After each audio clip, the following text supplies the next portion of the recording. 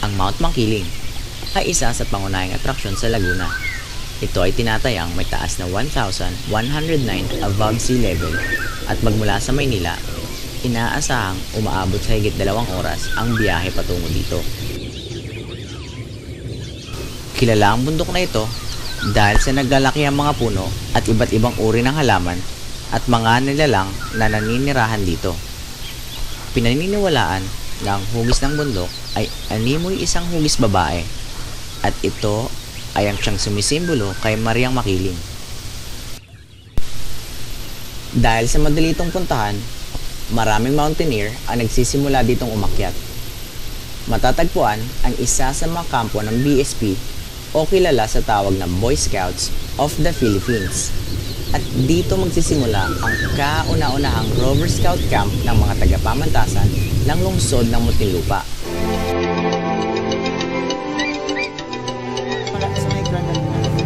Sa may gradal sa buong klase ang masabi ko.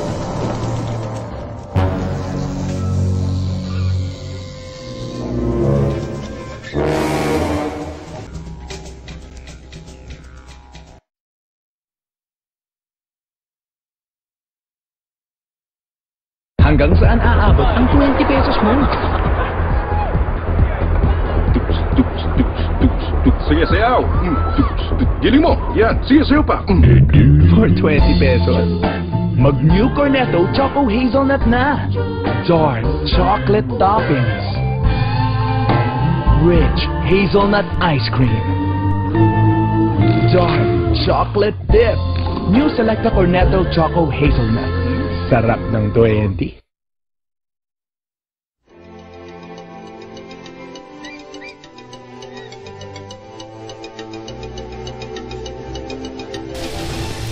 Mula sa aming pamantasan, umalis ang aming grupo patungo sa campsite upang ihanda ang lugar sa mga participants ng kauna-unahang Rover Scout Camp sa Los Baños, Laguna. Nagsimulang maglakbay ang aming grupo mag-aalas 6 na ng gabi at tinatayang aabot sa higit na 2 oras ang biyahe patungo doon.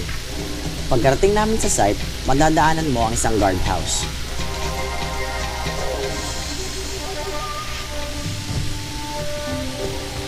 At magmula naman sa guardhouse, ay babiyahe pa ang aming grupo paakyat sa nasabing lugar. Bago kami makarating, ay babaybayin namin ang madilim, likulikong daan at bangin naman sa gilid.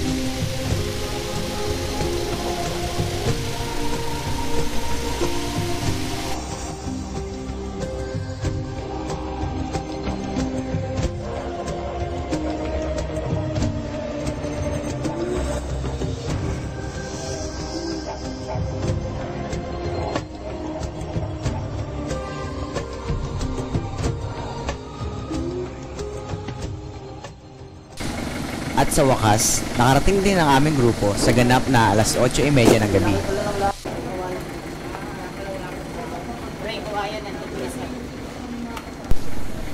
Ito ang Luna Hall.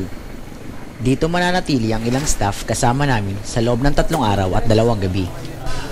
Pagpasok pa lamang ng Luna Hall ay bakas na bakas sa amin ang excitement. Agad kami naghanda ng aming makakain at sinimulan ang ilang gawain sa labas.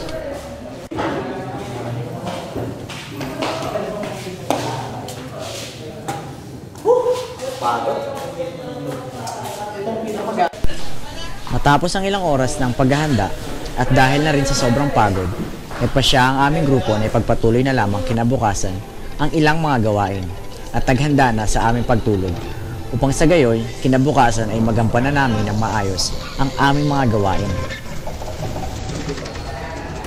Nandito po kami ngayon sa aming higaan. Masyadong malalim na ang gabi. It's almost 12 na or past 12 na. At naghahanda na kami para matulog kasi maaga pa kami para bukas. So, see you tomorrow na lang. Sa halip na matulog ang aming grupo, nauwi pa ito sa mahabang kwentuhan at tawanan.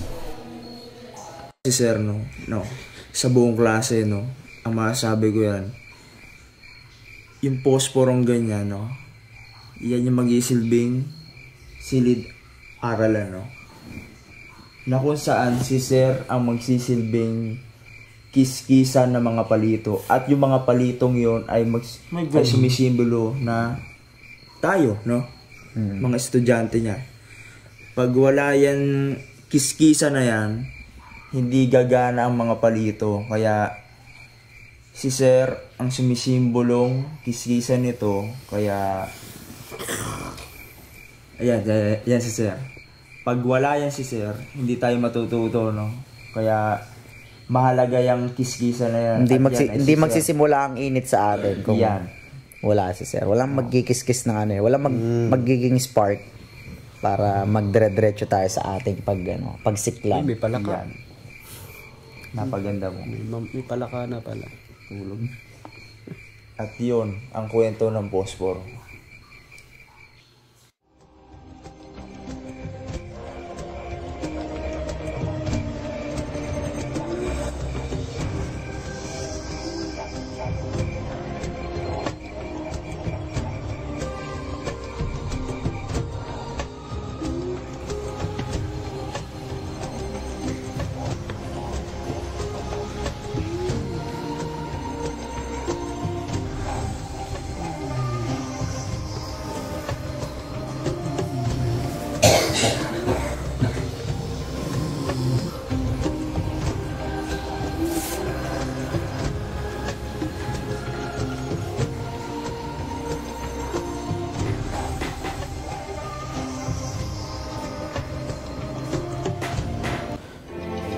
Mga kaibigan, it's 5:21. At ito, papasok tayo sa kwarto.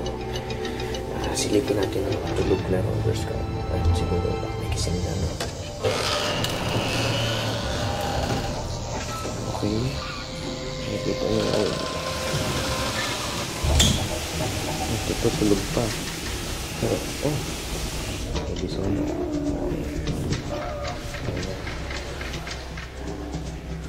Nagising na po. Rover Scout.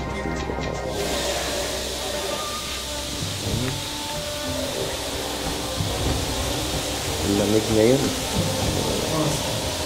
Time check ulit. 5:21 a.m.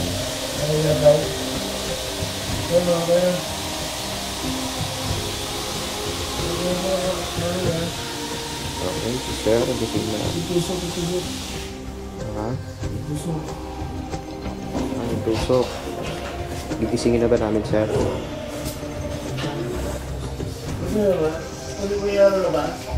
Wala pa, Sir. 5. Wala pa po. Ano nga? Okay. 5:22 8.